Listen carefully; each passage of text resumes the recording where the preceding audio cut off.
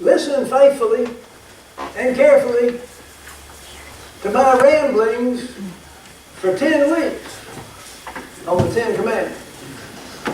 Today, we finish the Ten Commandments. This is the last one. If I were to ask you, what do you think is the most difficult trick in the world? The most difficult trick to accomplish, what would you say? Think about that.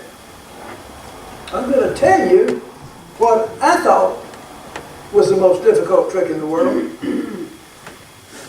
Now, I have read and seen, as I imagine you have, many unusual tricks, things people have learned to do that to me are just amazing. I've seen people juggle 7 balls at one time. I've seen people keep a bunch of plates spinning on sticks that they held up. I've seen people toss things to one another while they were on trapezes. I recall reading that James Butler Hickok, whom most folks know as Wild Bill Hickok. James Butler, I don't know where the bill came from, but that's what he was popularly known as, could take one of those Colt Dragoon pistols with the long barrel, those big heavy things, and he could hit a target at 600 yards, 1,800 feet, third of a mile. I don't think I could see a target at 1,800 feet, 600 yards. That's a difficult trick.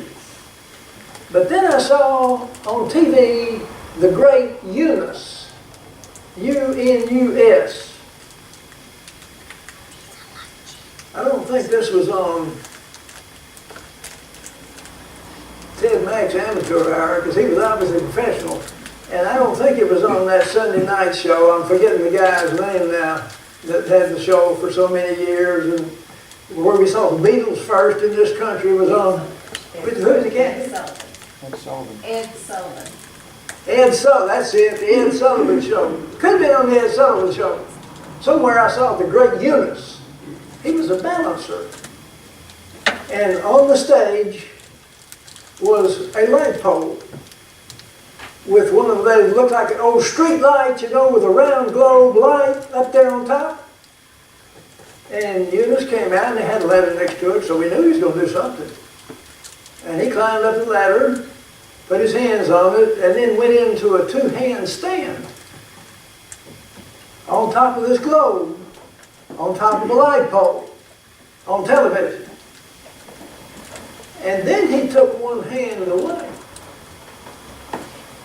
and balanced on one hand with his feet up in the air and his hand on the globe on top of the light pole on Ed Sullivan's TV show. Then he brought that hand back down. I thought it was finished. We don't applaud. You know, I was just watching on television. I was going to applaud. I thought that's pretty significant. He put both hands down, and then he raised up on one hand and one finger. One finger. And then he took the hand away. And he balanced on one finger on top of a round globe on top of a light pole on the Ed Sullivan Show. I've seen a lot of tricks. I've seen a lot of amazing things people can do. I believe, I'll be interested to hear on the way out what you think was the most difficult trick, but I cannot conceive of a trick that would be more difficult than balancing a live, adult, male human being on top of a globe, a round globe, not a flat globe, a round globe. Of course, if it was flat, it wouldn't be a globe, but on top of a round globe, on top of a light pole, on one finger. I can't imagine that. But I have thought since then, there's another trick that's not a physical trick that I think is more difficult than balancing on one finger on top of a globe, on top of a light pole. And that one spiritual, non-physical trick that's most difficult is being satisfied. Satisfied with who I am. Being satisfied with where I am. Being satisfied with what I have. Being satisfied with my relationships. Being satisfied with my work. I am seldom satisfied simultaneously with all those parts of my life. I think being satisfied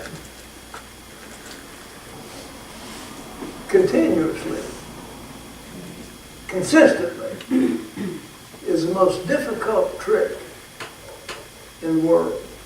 For me, for you, for everybody.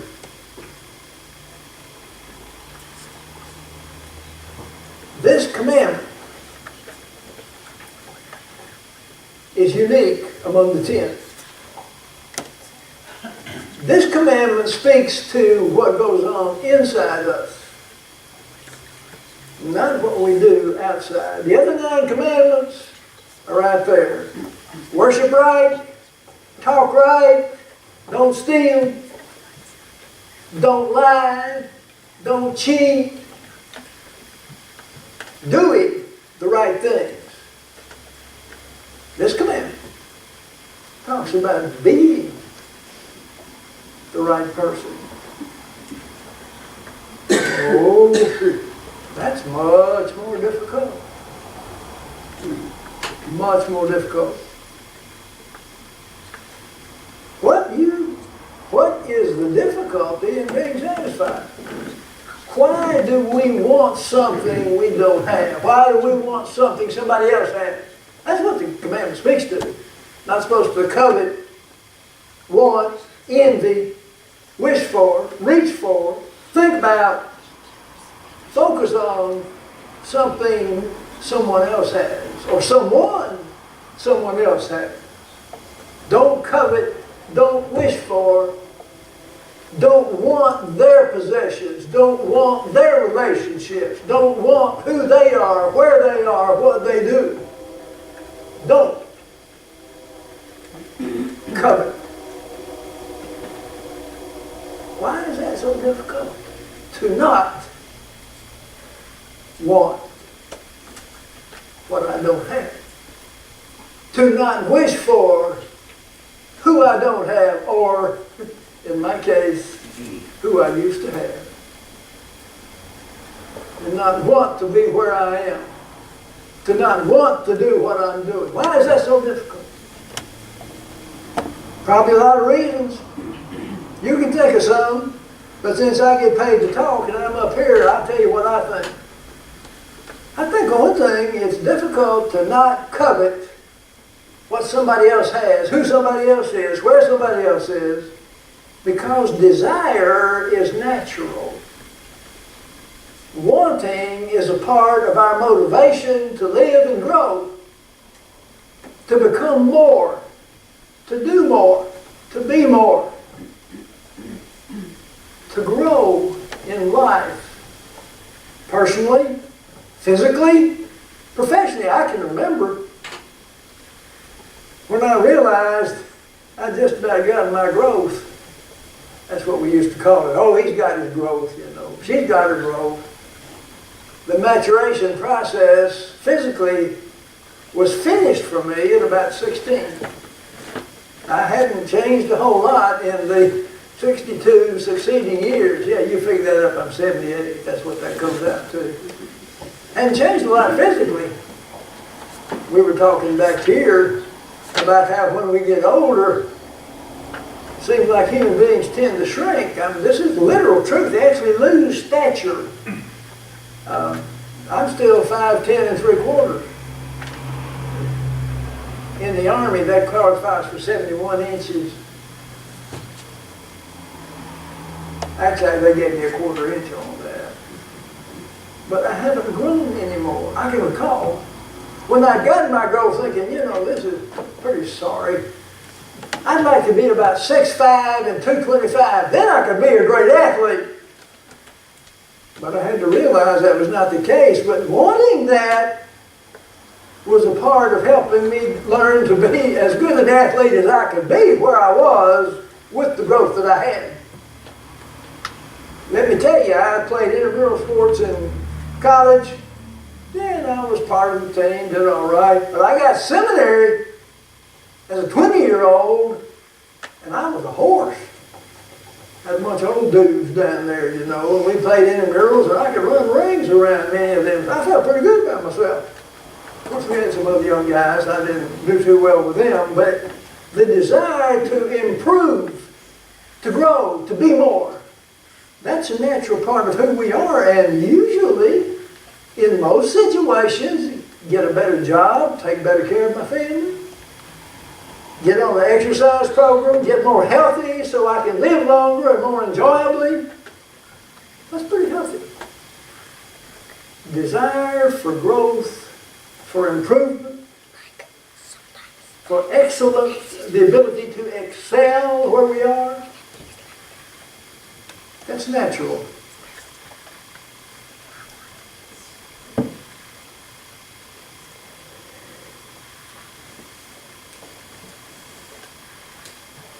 Ambition is useful. We don't always measure up. I got a story here about young Zachary, and let me preface this. I'm bad to give away punchlines or humorous stories without realizing this, so I want to set this up before I start telling the story. In the Roman Catholic Church, they use what is called a crucifix, which is a cross with Jesus nailed to it. That symbol is in every Roman Catholic church I have ever been in, displayed prominently in the middle of the back wall in the sanctuary. So little Zachary was doing very badly in math. His parents had tried everything: tutors, mentors, flashcards, special learning centers. They tried everything they could to help him with his math homework. Finally, in last-ditch effort, they took Zachary down out of the public school and enrolled him in a parochial school, the local Catholic school. After the first day, little Zachary came home with a very serious look on his face. He didn't even kiss his mother hello. Instead, he went straight to his room and started studying. Books and papers were spread out all over the room. Little Zachary was hard at work. His mother was amazed. She called him down to dinner. To her shock, the minute he was done with dinner, he marched right back upstairs and started studying again, hitting the books. Time went on. This went on for some time, day after day, while the mother tried to understand what made the difference. Finally, Zachary brought home his first report card from the Catholic parochial school. Quietly laid it on the table, went up to his room and hit the books. With great trepidation, his mom looked at it, and to her surprise, he had an A+ in math. She couldn't believe it, but she couldn't hold her curiosity anymore. She went up to the room and said, "Son, what was it? What made the difference for you in math with the nuns? Was it the nuns?" And Zachary looked at her and shook his head, "No." Well, then she said, "Was it the books, the discipline, the structure, the uniforms?" No. What was it?" He looked at her and said, "Well, on that first day in school, when I saw that guy nailed to the plus sign, I knew they meant business. So ambition can be stimulated in many different ways. Not all of them useful and healthy. But ambition / desire is a natural and healthy part of being human. Another reason, in my mind, that people covet or envy or want something different, someone different, someplace different, is because of the old saying, the grass is always greener. I can recall driving out there the other day, I saw some cattle in a fenced field trying to get through the fence, trying to just get their necks through the fence and eat the grass on the other side of the fence. And I swear it was the same grass. Grass is always greener. What we don't have. A more personal example of that, I recall when Steve was a baby, our first son, who'll be 53 in June. I recall when he was a baby, and we would go to parties, take him to parties, birthday parties, and he might get a favor, you know, get a nice little gift. All the people who attended did. But it might be the exact same gift. But he was always more interested in what the person next to him had than what he had. That just looked a little different, looked a little more desirable. And you've had this experience when your children, your grandchildren are in a place at Christmas and there's gifts for everybody. Can you think of a time when your kid didn't want to get attached to somebody else's gift? I don't think that's greed. That's basically healthy curiosity. This is the reason children get tired of wonderful gifts. Not because they don't appreciate the fact that you gave them the gift. It's because they've discovered everything they can learn out of that. Oh, here's something new. Here's something else. Maybe I can learn more. Maybe I can learn different.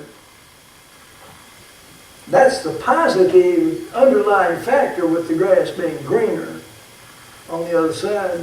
It's part of human nature. There's some religious examples of that. I have to check my watch. Be sure I'm not holding us over long. Here's a story about some Chinese Christians. A certain man, Christian, lived in the southern part of China where it's kind of mountainous, and if you've ever been outside of this country right here, well, you probably do terrace. You know what I'm talking about, terraced farming. On hills, if you don't bank up some dirt in terraces, the water just runs right straight down the hill. It will erode, will take the crops with it. And in this place, this Chinese farmer had his land terraced, and he had a primitive irrigation system where an ox would turn a wheel, and that would pull water up from the river and dump it in the terraces. The neighbor downhill from him began the habit of cutting a hole in the terrace so that the water drained down into his field.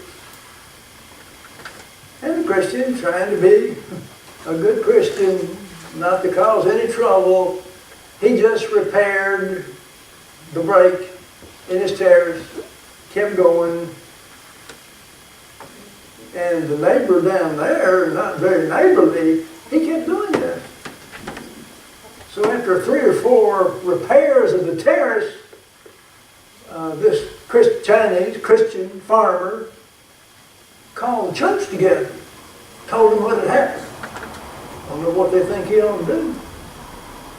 They prayed about it, talked about it, thought about it.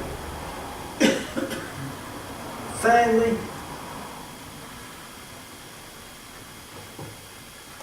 one of them said, if we truly try to do the right thing, or if we only try to do the right thing, then we are poor Christians. we have to do something more than what is right, what is just right. So this farmer took that to heart, and the next time this happened, he repaired the terrace, but then he filled the 2 fields below him with water before he filled his own field with water. Well, there were no more breaks in his terrace. But the neighbor downhill was so amazed at this, couldn't understand this, and he came up to talk to the farmer and asked him why he'd done that. And the farmer told him, and so this guy started going to church with him. Eventually became a Christian. So the grass seemed greener from the guy down there. The grass was greener up here. And when the person up here decided that the grass could be greener in terms of service, down there made a big difference. And you know, envy is on the inside. This is attitudinal. This commandment applies to my attitudes, which of course affect my actions. Your attitudes affect your actions. But all the other commandments are about actions. This one is about attitude. Dissatisfaction, unless we have everything. Mirror, mirror on the wall, who's the fairest of us all? Remember Snow White? And if it's not me, then I'm going to break the mirror. Get somebody else's mirror that tells me what I want to hear. Envy's on the inside.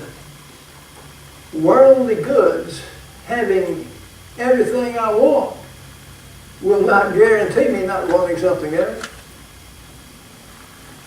When I was 6 years old, starting school, my Aunt Alma gave me a subscription to Walt Disney Company. So I am familiar with all those wonderful characters, Donald and Daisy and Huey, Dewey and Louie the Nephews, Gladstone Gander, the world's luckiest duck. But the character from Walt Disney Comics I'm going to relate to you right now, and some of you are familiar with these, I am, was Uncle Scrooge McDuck, the world's wealthiest duck. Scrooge had a cubic acre money bin. He never spent anything. He just loved to play with it. He'd dive in that money bin and swim around in it, and he was just happy as he could be until he saw something else, some other money, some more money somewhere else that he wanted, and then he had to go get that.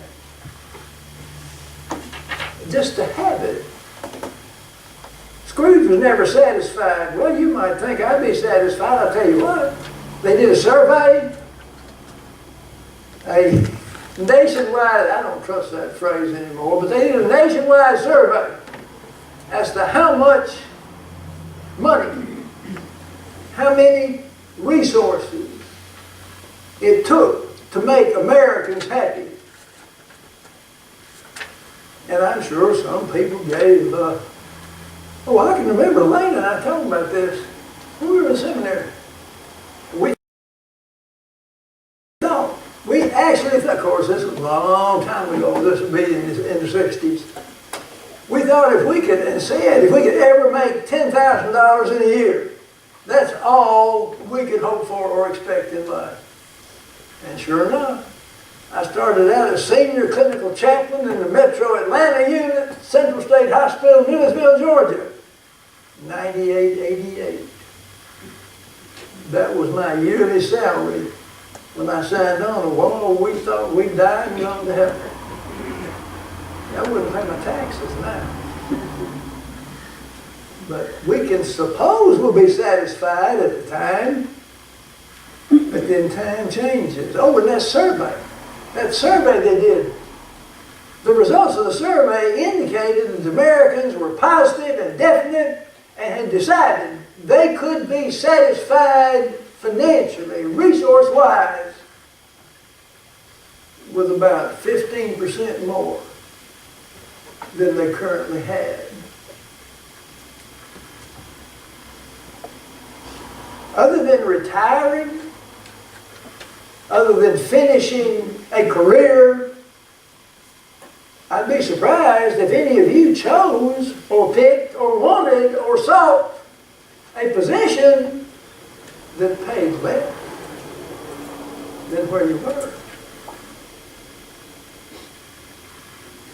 Wanting more of whatever is an attitude, and that's not all bad.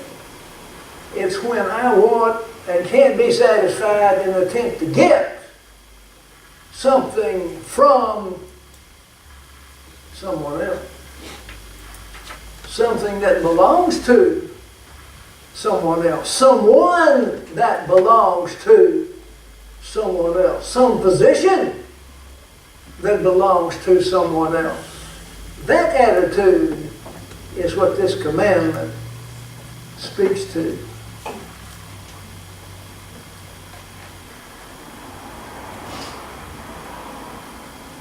True life, true satisfaction is in what Jesus told us. Seeking first the kingdom of God and God's righteousness. And then all these other things be added to. If I've got the thing that's needful, the pearl of great price, that one piece of life, that one piece of reality, God's power and presence in my heart, in my mind, in my attitude, in my actions, the rest is just gravy. The rest is just icing on cake, gravy on the potato, icing on the cake, because I've got what is needful. As do you. And in the words of a first grader, we mustn't wish we had what everybody else has, especially Torin.